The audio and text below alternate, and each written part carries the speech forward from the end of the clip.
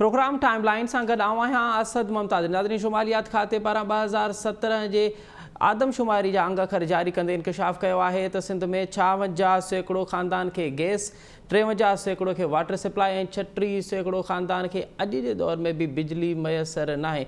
हाणे ग्राउंड ते कहिड़ी सूरत हाल आहे, इहे के अंग शुमारियात खाते जारी कया आहिनि, उन ते सिंध हुकूमत जो कहिड़ो मौक़िफ़ आहे, इन प्रोग्राम में इन ते ॻाल्हाईंदासीं तफ़सीली ऐं गॾोगॾु ॻाल्हाईंदासीं त शुमारियत खाते हिकिड़ो ॿियो बि इंकशाफ़ कयो आहे। उहो इंकशाफ़ इहो आहे त सिंध में ग़ैर मुल्की रुगो 1,19,000 रहनि था, जंहिंमें फ़क़ति 15,000 ग़ैर मुल्की बहराड़ियुनि में रहनि था ऐं 1,04,000 जे लॻभॻि जेके ग़ैर मुल्की आहिनि उहे शहरी आबादी में रहनि था पिया।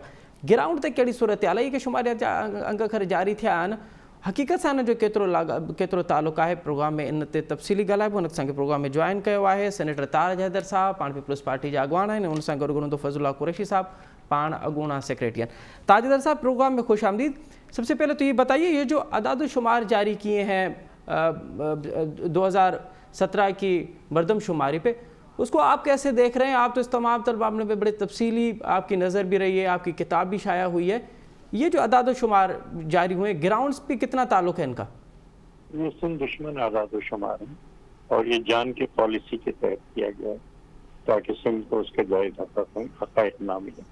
और मैंने अपनी किताब में भी यही साबित किया कि हमारी आबादी 30% कम दिखाई गई, इसलिए कि हमारी नुमाइंदगी कौमी असम्बली में कम हो और इसलिए कि जो कौमी वसाइल में हमारा हिस्सा है वो कम किया जाए।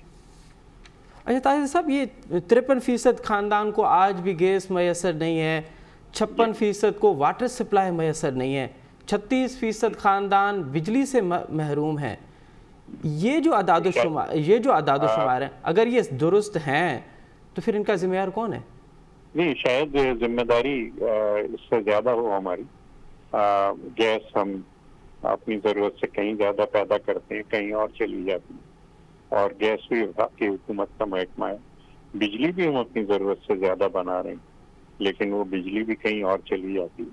यानी हम थर में बिजली बनाते हैं और लाहौर जाती है। तो वो अपने मरकजी हुकूमत का ये है मामला जी। पानी जितना मिलेगा उतना ही, पानी के ऊपर तो हमारे 25 लाख एकड़ समंदर खा गया, पानी तो हमें मिलेगा। लेकिन तारिक साहब, ये जो अदाद शुमार जारी किए हैं वो मरदमशुमारी 2017 की हुई है, तो 2017 में जो सूरत हाल थी उन्होंने उसको ही अक्स किया हुआ है। तो जी मैं इससे मुत्तफिक नहीं। मैं इन अदाद शुमार को रद्द कर चुका हूँ बहुत पहले, क्योंकि इनके जो बुनियाद बनाई गई थी वो ये कि सिंध के बाहर से जो लोग सिंध में आए हैं जी, यानी पख्तूनख्वा से कोई आया है, सराइकी कोई आया है, बलोच कोई आया है, उनको सिंध की आबादी में शुमार नहीं किया गया और इस तरह हमारी आबादी में कोई 30% कमी की गई है। तो ये तो अच्छा। दूसरे जो इंडिकेटर्स हैं उनके ऊपर भी मैंने अपनी किताब में वो दिया है सारा, कि जो 120 इंडिकेटर्स पे काम होता है। यूनिसेफ जो हर 4 साल में मल्टीपल इंडिकेटर क्लस्टर सर्वे कराती है, तो वो बहुत एक्यूरेट है। उसमें सिंध की आबादी भी ठीक दी गई है, फैमिली साइज बिल्कुल सही दिया गया है उसमें, और मुख्तलिफ डिस्ट्रिक्ट्स में कौन से डिस्ट्रिक्ट में क्या सूरत हाल वो इस सर्वे के अंदर मौजूद है।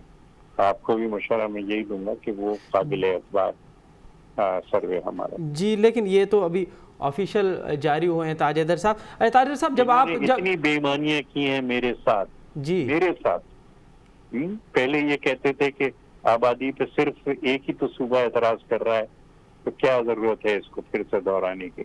फिर एक ही आदमी कर रहा है सिंध में से, ताज हैदर उसका नाम है जी। जो इन्होंने CCI को समरी लिखी है, उसमें 4 पैराग्राफ मेरे खिलाफ लिखे, और मैंने इनके सारे खत उस किताब के अंदर जो मेरी इनकी करस्पॉन्डेंस हुई है वो सारे के सारे, जो सारी पार्टियों का मुआहदा हुआ है जिसपे हर पार्टी के सरबराह के 10 जी, जिससे कि रूगर्दानी की गई और जिसको कि खत्म किया गया, वो मैं किताब आपकी खिदमत में पेश करूंगा। जरूर जरूर जरूर हमारे साथ हुआ क्या जरूर। अच्छा तारिक साहब, जब आप इन अदाद शुमार को मानने को तैयार नहीं है तो फिर सिंध हुकूमत का अगला स्टेप क्या होगा? कहाँ जाएगी सिंध हुकूमत?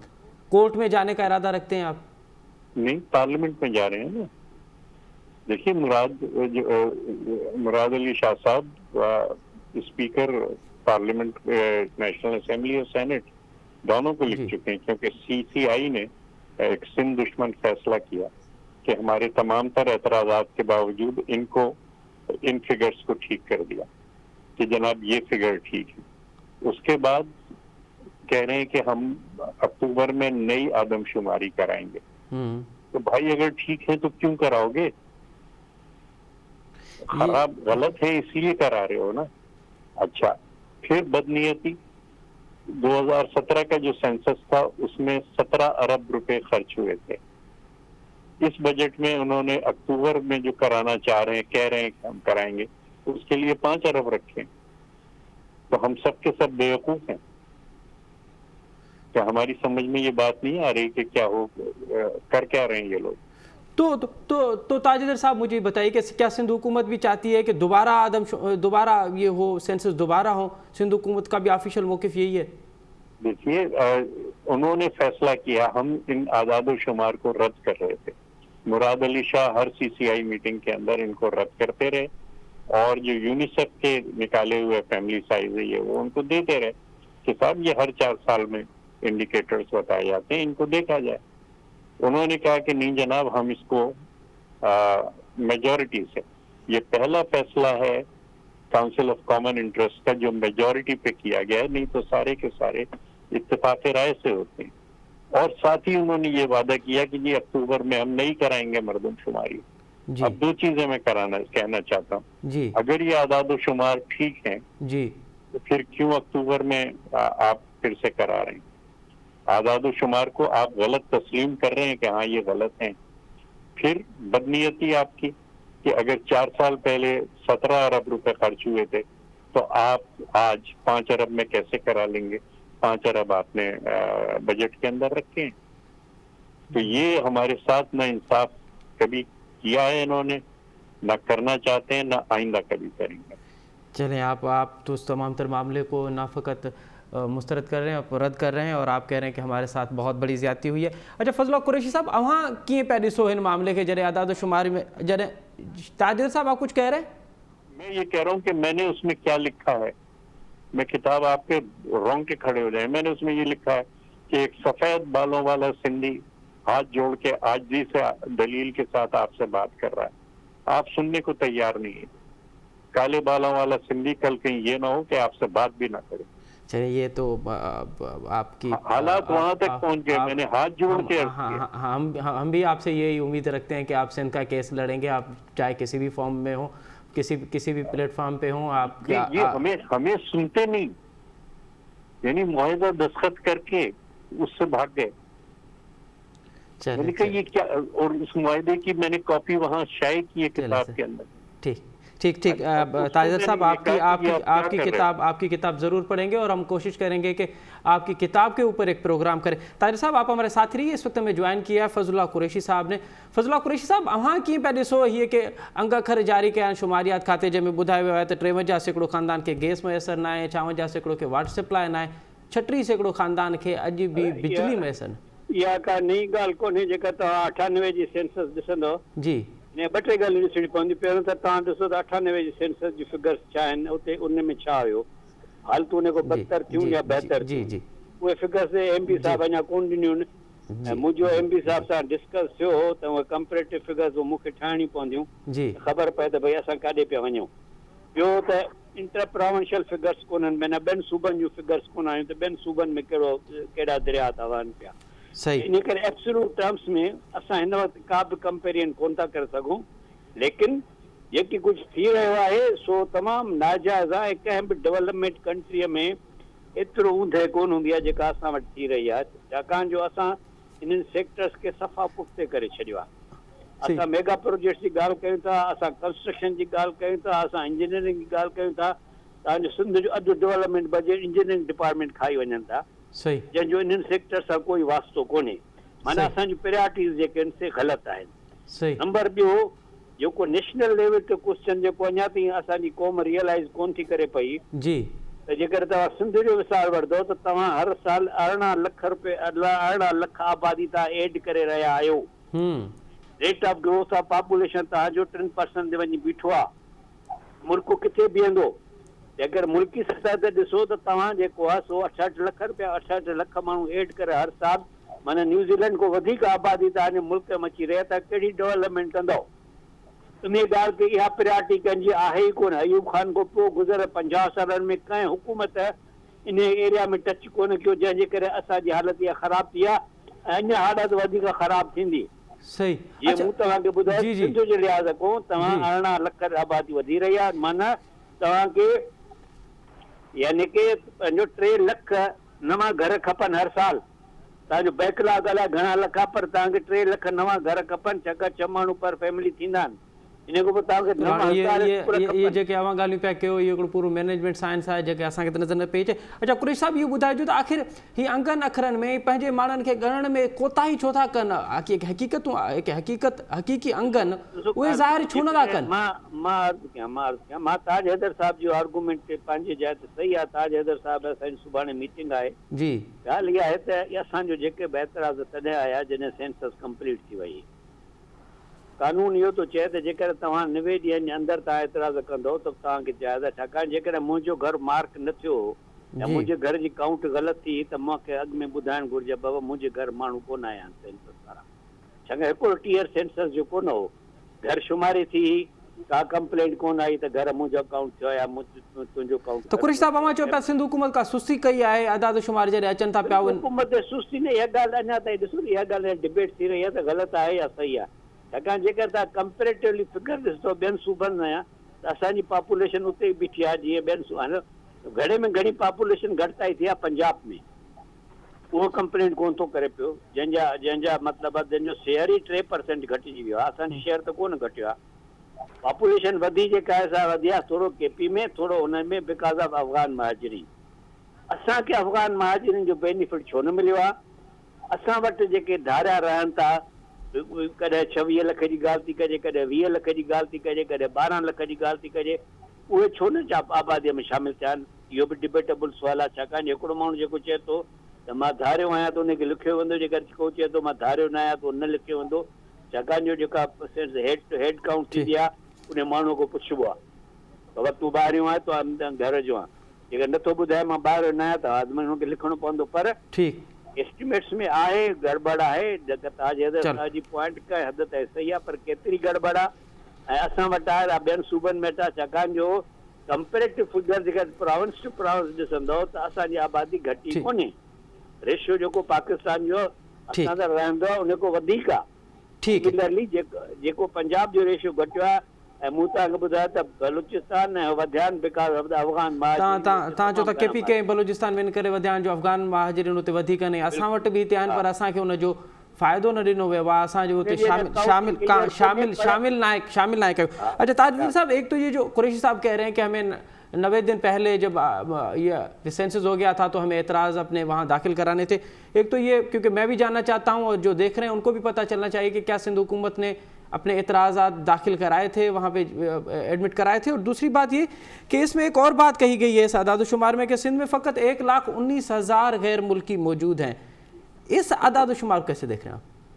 भाई मैंने तो नहीं गिने, लेकिन अंदाजा ये है कि 50 से 60 लाख 50 से 60 लाख अंदाजा है। मैंने तो नहीं गिने उन्होंने थे, तो उनको सिर्फ 1 लाख नजर आए होंगे। माशाल्लाह एहनत उनकी बड़ी सही है।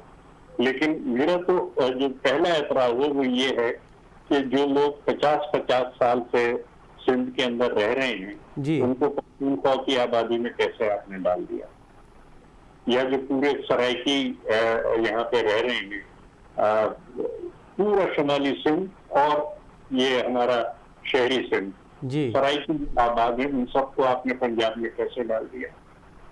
ये तमाम चीजें जो हैं कि अच्छा आपने हुकूमत सिंध के एहतजाज, बार बार एहतजाज के बाद कि जनाब आप जो रिकॉर्ड करेक्ट कर रहे हैं वो हमें भी उसकी कॉपी देते जाइए।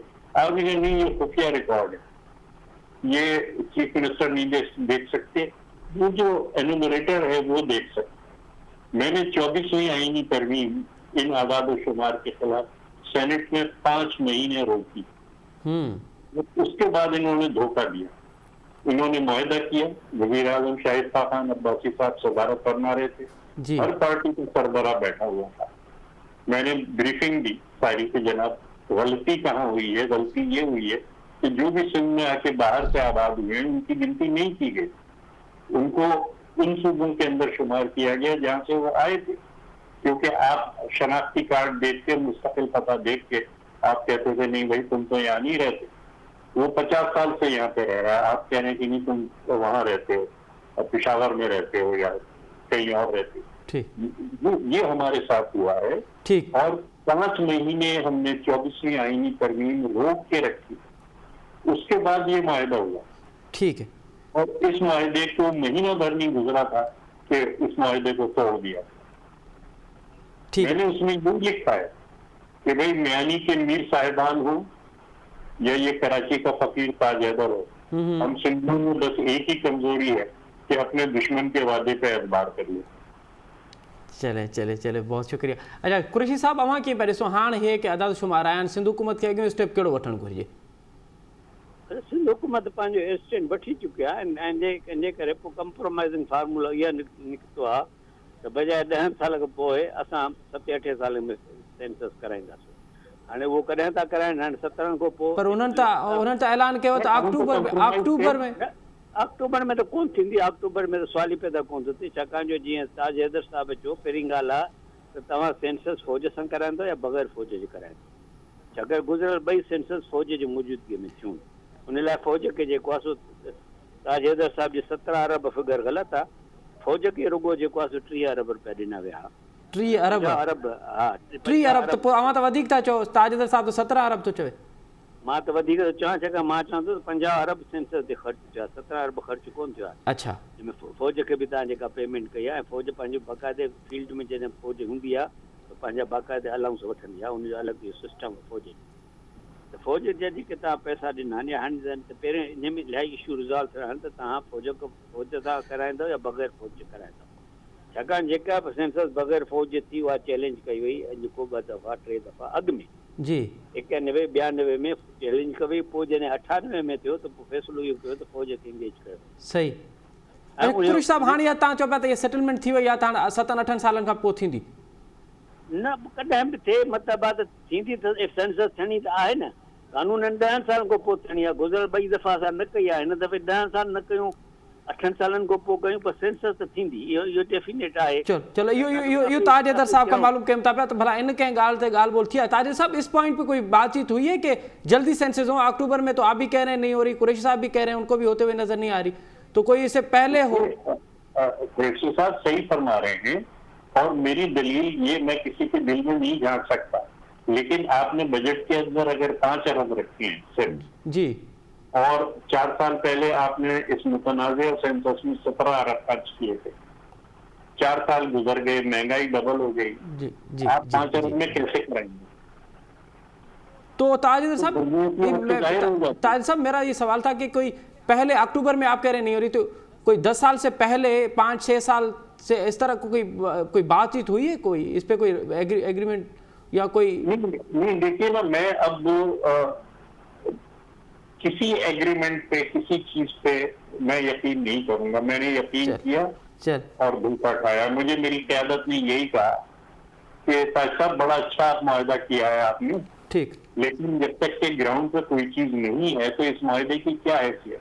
ठीक है, और वो ठीक कह रहे थे, मैं गलत कह रहा था। ठीक है, बहुत शुक्रिया। जैसे मैंने कहा कि हम सिंधी जो हैं जी वो लिखते हुए माहिदे पे एतबार कर लेते हैं, हमारी कमजोरी है। चलिए, बहुत शुक्रिया ताज हैदर साहब, फज़लुल्लाह कुरैशी साहब ऐं ॿिन्हिनि मौज़ूअ में वॾी महिरबानी। वज़ीर आज़म पाकिस्तान जनाब इमरान ख़ान सुभाणे कराची पहुचंदो ऐं कराची में हिते गवर्नर हाउस में उनखे कराची जे अमन अमान समेत सियासतदाननि सां मुलाक़ात रखी वई आहे। ऐं हाणे ॾिसणो इहो आहे त जॾहिं खां तहरीक इंसाफ़ सिंध में मुतहरिक थी आहे, ख़ासि करे अरबाब रहीम जी सूरत में, तॾहिं खां असांखे उनजो मुख़ालिफ़ यानी पीपल्स पार्टी जे अंदरि पिणु हलचल नज़र अचे पई। अहिड़ी सूरत हाल में वज़ीर आज़म जो हीउ दौरो तमामु माना रखे थो पियो, तमामु वॾी माना रखे थो पियो। ऐं उन सूरत हाल में हिकिड़ो तासुर इहो बि आहे त PTI हाणे GDA जा नाराज़ अॻुवान पंहिंजी पार्टी में शामिल करण वारी मुहिम में लॻल आहे।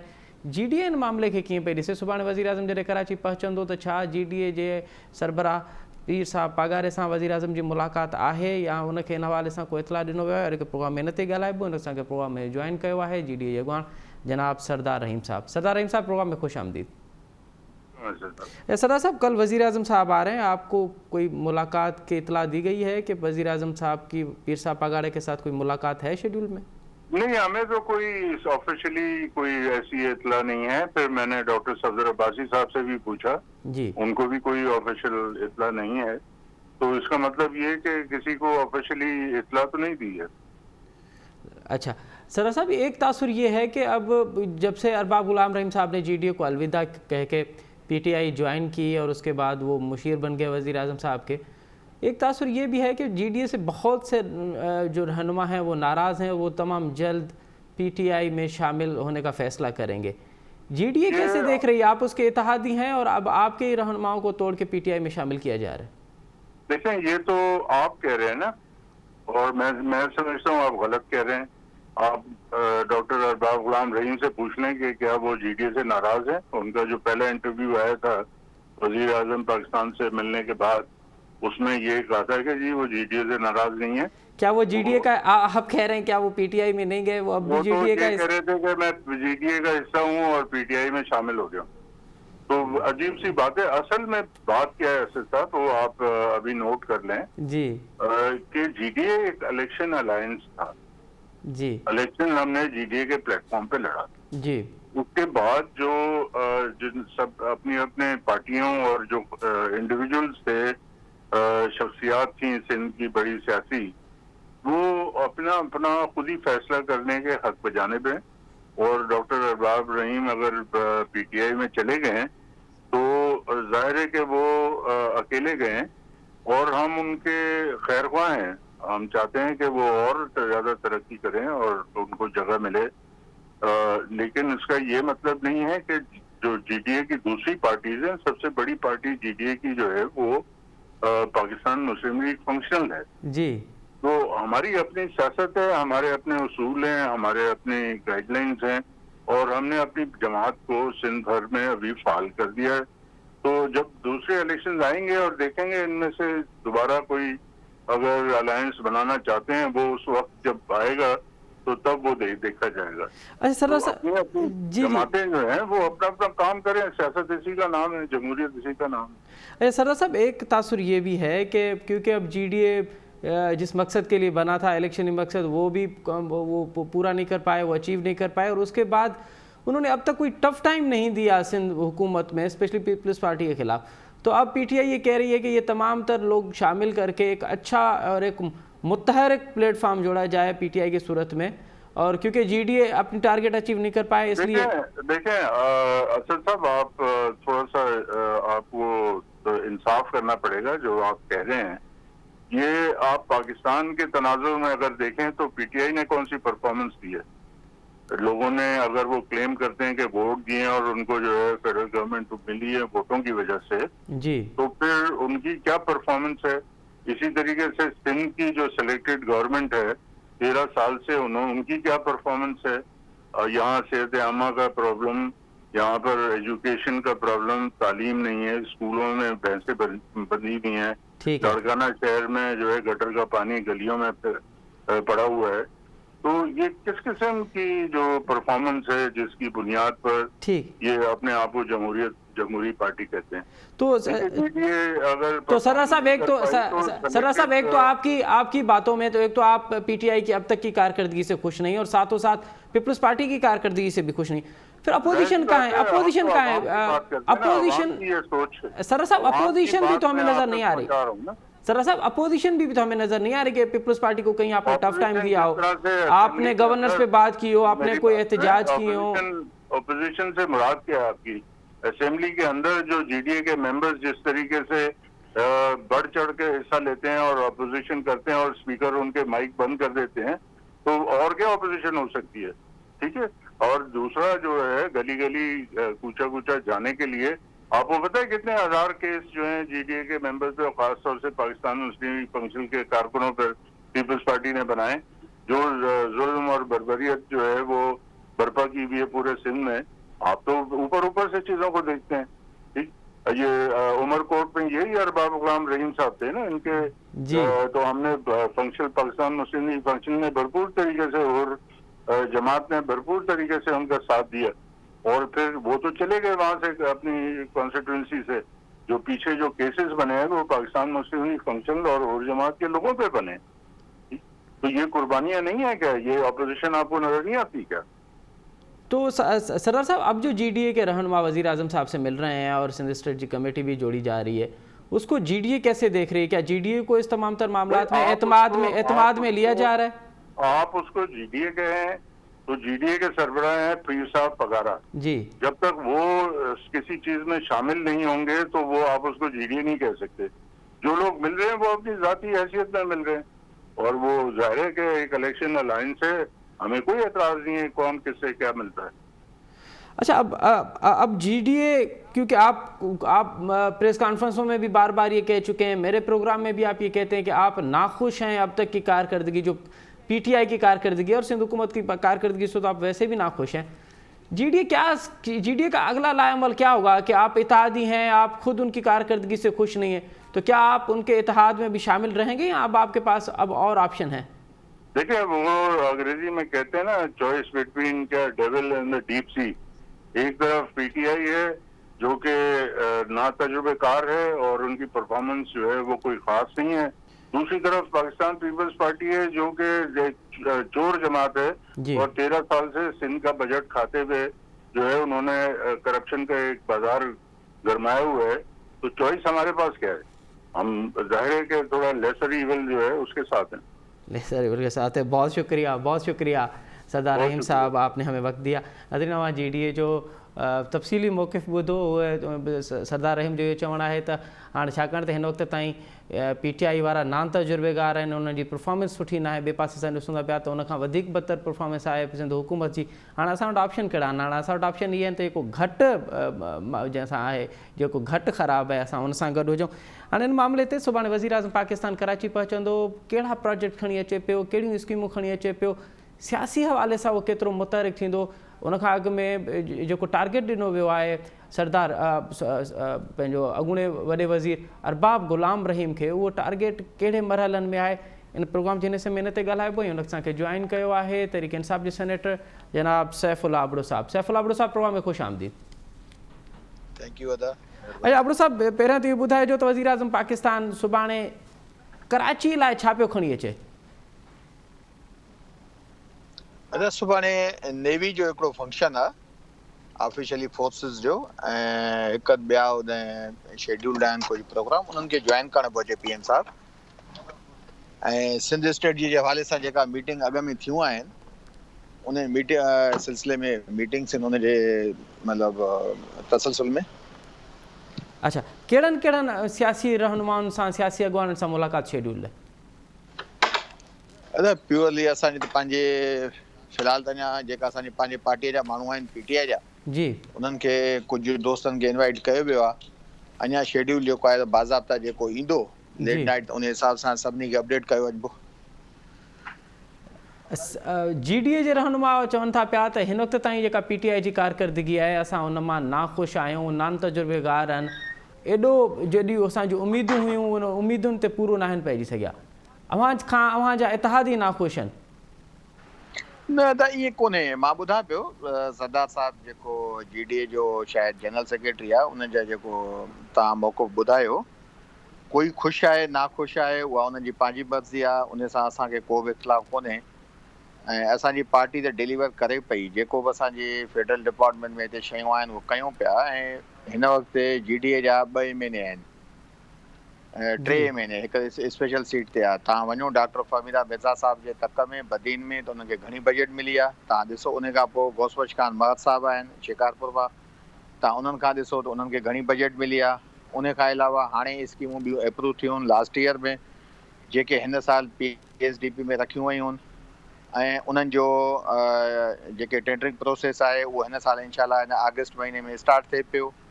उन खां अलावा 460 बिलियन जो पैकेज पी एम साहिबु ॾिनो आहे, जेके ख़ासि करे सॼी सिंध में जेके असांजा 14 ज़िला आहिनि 23 ज़िलनि मां, उन्हनि ते कमु स्टार्ट थी चुको आहे. ऐं ख़ुदि जेकॾहिं शायदि सरदार साहिब खे ख़बर न हूंदी, जेके हाणे 3.2 बिलियन जो 4.2 बिलियन जूं स्कीम्स आहिनि जी, उन मां तक़रीबन 450 मिलियन त असांजो खैरपुर डिस्ट्रिक्ट में आहिनि, जेके पीर साईं जन जे हवाले सां जेके स्कीमूं आहिनि. तो शायदि सरदार साहिब खे पंहिंजे तंज़ीम जी बि ख़बर न आहे अच्छा त उन्हनि खे कहिड़ियूं कहिड़ियूं शयूं अपडेट थियनि थियूं पियूं, पर हू 100 इख़्तिलाफ़ रखे GDA असांजी पंहिंजी इतिहादी धुर पंहिंजी जॻह ते, पर असांजो पीर साईं पगारा साहिब जन या असांजे पीर यूनिस साईं जन असांजा साईं आहिनि, वॾा आहिनि, उन्हनि लाइ लखु इज़त आहे। ऐं असांजा हमेशह जॾहिं बि NTPP के बि शयूं थींदियूं त उहो असांजी सरबराही कंदा इंशाअल्लाह, असां सां गॾु हलंदा। चलो अवां चयो पिया त इहे सभु शयूं नज़रअंदाज़ वारियूं आहिनि, बल्कि असांखे गॾु खणी हलणो आहे, को NTPP वोट आहे ऐं पीर साहिब सां अवां कॾहिं बि अलॻि नथा थियणु चाहियो।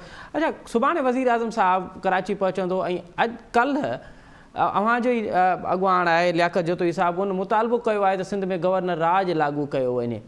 इन तरह जा मुतालबा अव्हांजी पार्टी में थियनि था पिया, या पार्टी इन तरह कोई इरादो रखे थी पई, सोचे थी पई त पहिरियां पार्टी अॻुवाणनि खां इन तरह जो मुतालबो कराए पई?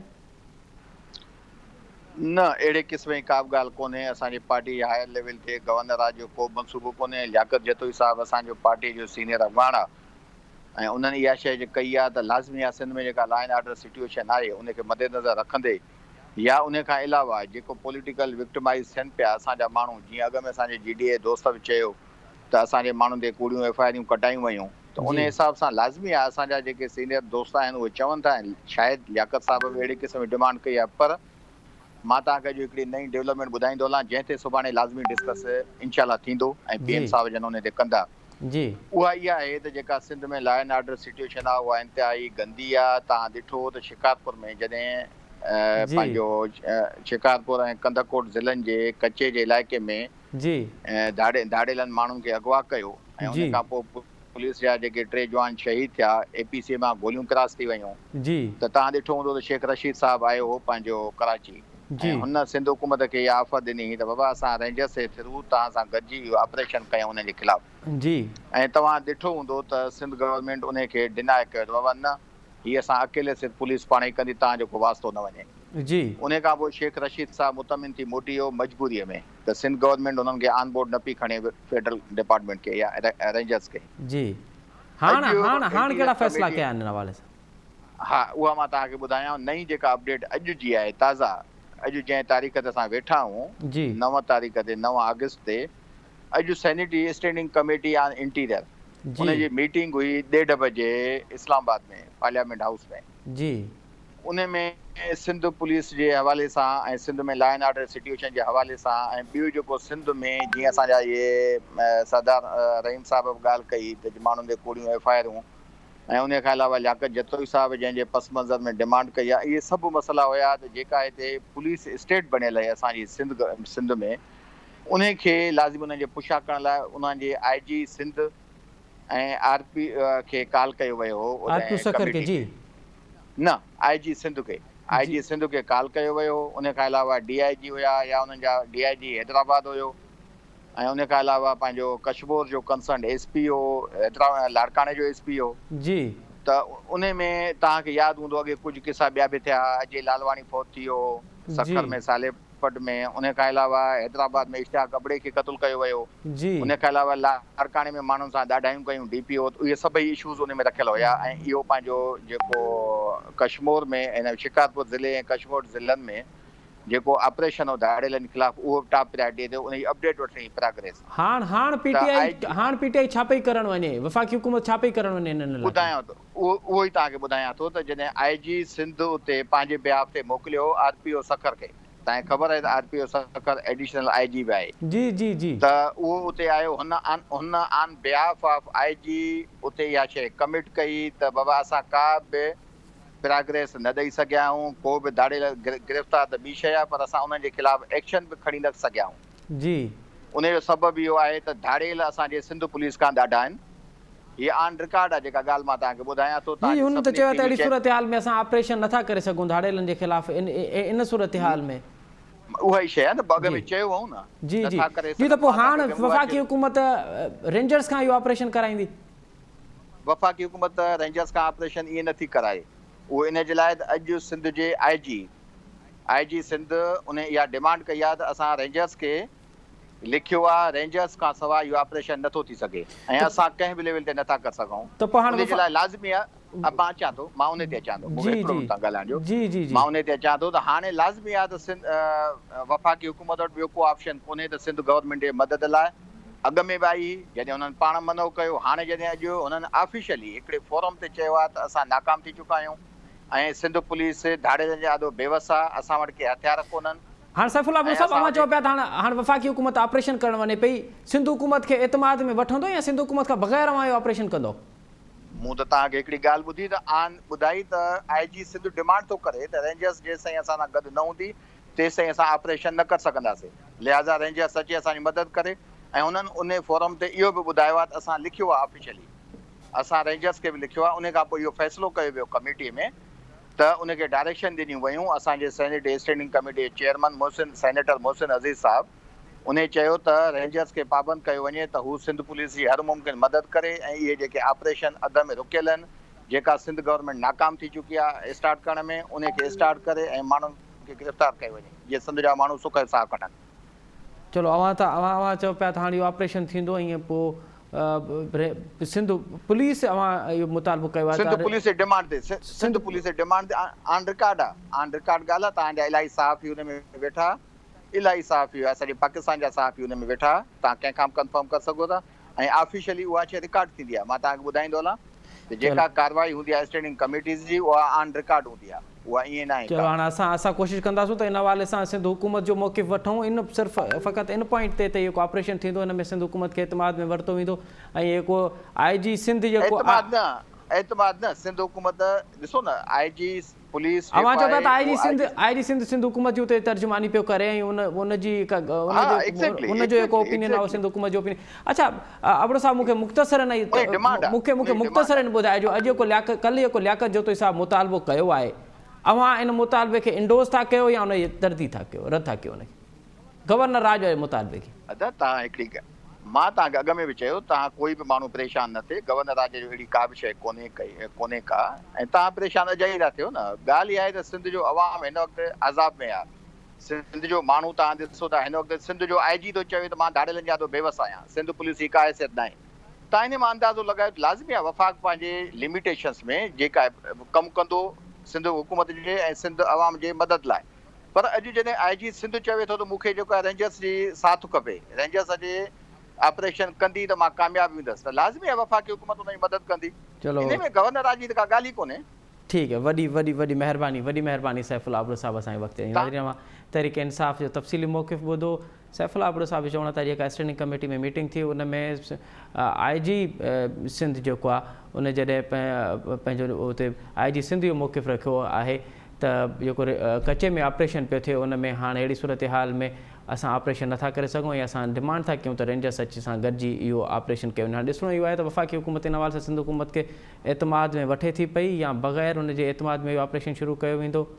इन ते जॾहिं ईंदो फ़ैसिलो त असां हिन ते तफ़सीली ॻाल्हाईंदासीं। हिते प्रोग्राम जे वक़्तु पंहिंजी पुॼाणी थो पहुचे। असद मुमताज़ थींदा इजाज़त, अल्लाह भाई।